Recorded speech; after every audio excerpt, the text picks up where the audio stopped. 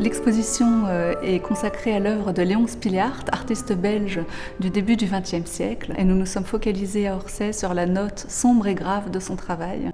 En fait, les débuts, les premières décennies, jusqu'en 1919, alors qu'il a 38 ans. C'est pour ça que l'exposition s'intitule « Lumière et solitude », c'est-à-dire la période durant laquelle l'œuvre est dominée par ces deux éléments.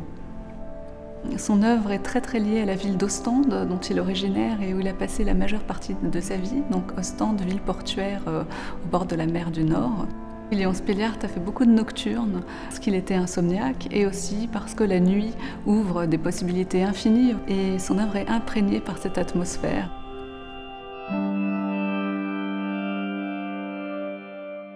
Spiliart a la singularité d'avoir produit la très grande majorité de ses œuvres sur papier, donc c'est presque exclusivement un dessinateur. C'est vraiment un maître de l'encre, du pastel, de toutes les techniques graphiques. On a choisi le titre Lumière justement pour un peu aller contre les clichés du dessin sombre. Au contraire, les œuvres de Léon Spiliart sont extrêmement lumineuses et elles ont un côté très pictural. D'ailleurs, il travaille le dessin avec un grand sens de la couleur, de la nuance. Le parcours commence et se termine par les liens de Léon Spiliart avec la littérature. Léon Spiliart s'est vraiment formé au contact des livres.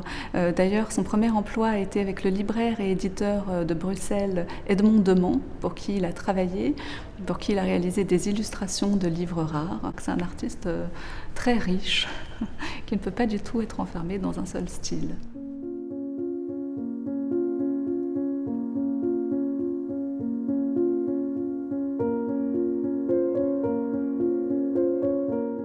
Dans l'exposition, on est accueilli par Le Coup de vent, œuvre magnifique prêtée par le musée d'Ostende, qui est une œuvre où l'on voit une femme assez énigmatique, avec les cheveux balayés par le vent, qui se tient dos à la mer.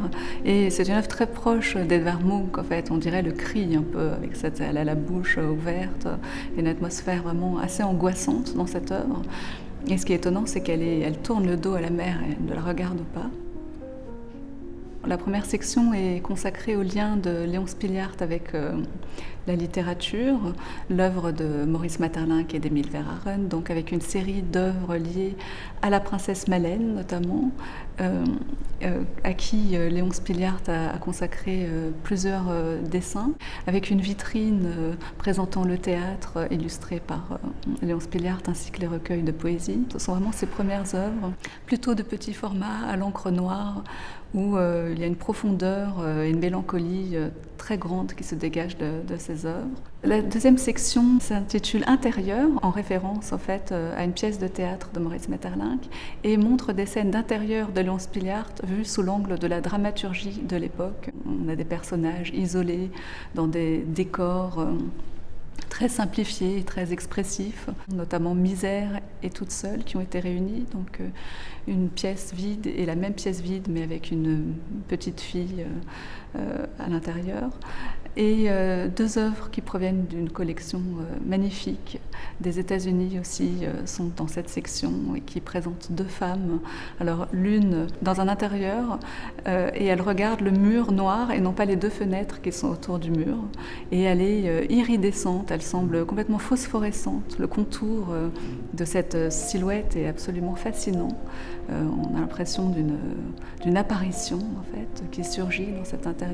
Et à côté de cette œuvre, une autre femme solitaire contre une table blanche avec une horloge derrière elle, qui est là et très lumineuse. Et en fait, la femme se fond presque avec la table.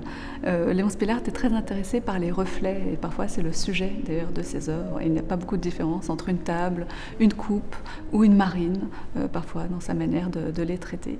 Dans cette section, il y a également La buveuse d'absinthe, la plus grande œuvre de l'exposition, qui a vraiment un format de tableau, qui présente une femme aux yeux bleus hallucinés, avec un très grand chapeau bleu, donc buveuse d'absinthe, thème très fréquent dans l'art de cette période que Léon Spiliart s'approprie d'une manière encore très particulière, très originale et presque immatérielle.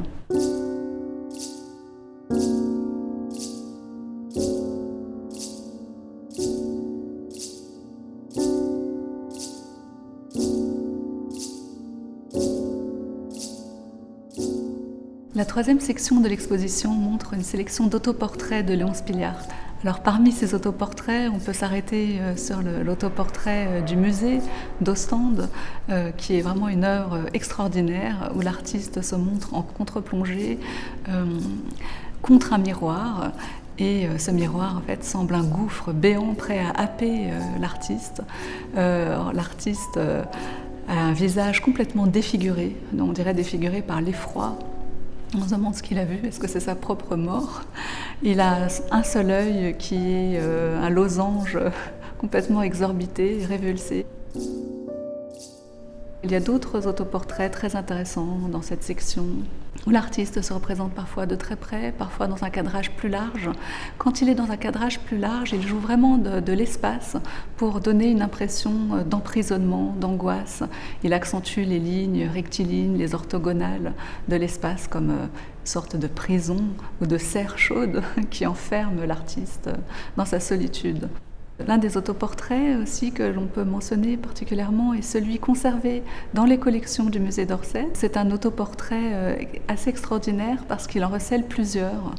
L'artiste avait d'abord fait un autoportrait où il se représentait avec plusieurs visages derrière lui, qui sont comme des masques ou des visages de lui-même à différents âges de sa vie, ou encore des images de ses pensées peut-être qui l'assaillent par derrière.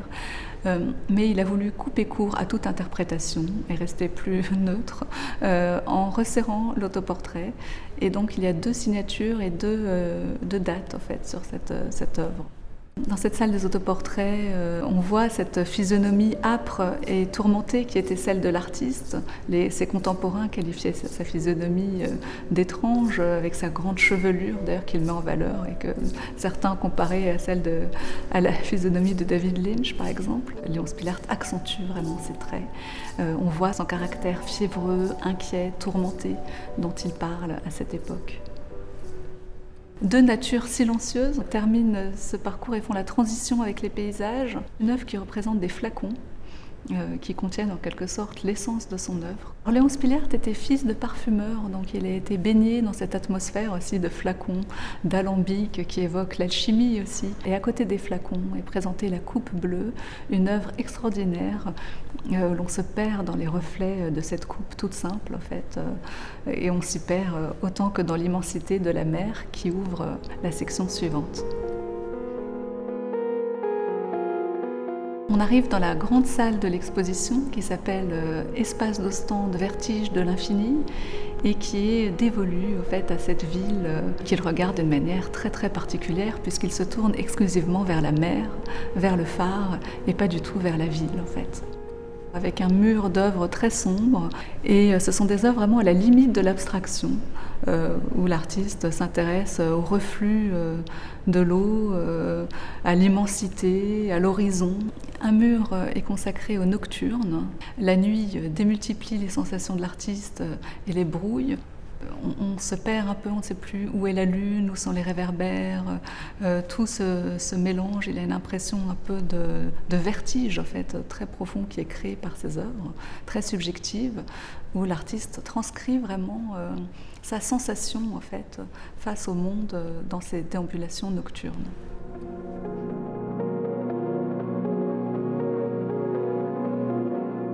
Alors d'autres œuvres sont beaucoup plus lumineuses et sont imprégnées de tonalités bleues très subtiles. Léon Spilart travaille beaucoup de matériaux, pas seulement l'encre, il travaille aussi la gouache, l'aquarelle, les crayons de couleur, le pastel, par strates, par superposition très délicates. Et il crée une impression de lumière très intense. Et la marine avec reflet est particulièrement propice à la sérénité. On peut s'abîmer vraiment dans la contemplation.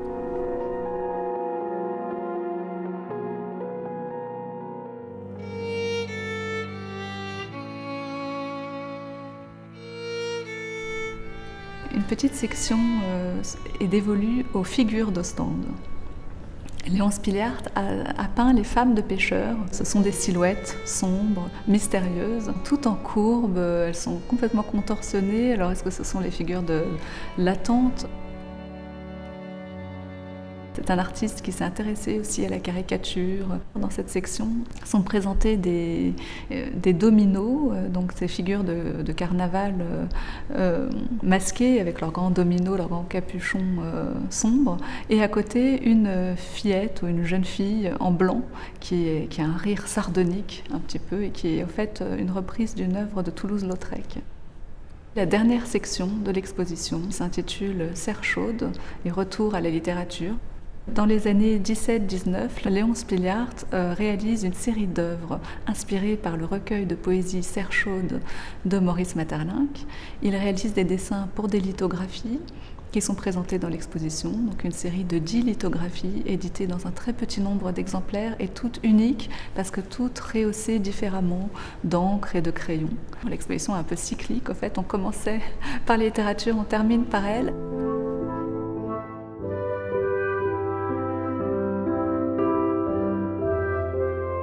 Ce qui est très intéressant chez Léon Spiliart, c'est qu'il mêle toujours le côté quotidien, la simplicité, mais en même temps, il mêle cette simplicité à un côté symbolique et presque fantastique aussi, en transformant ces quotidiens en lieux presque métaphysiques.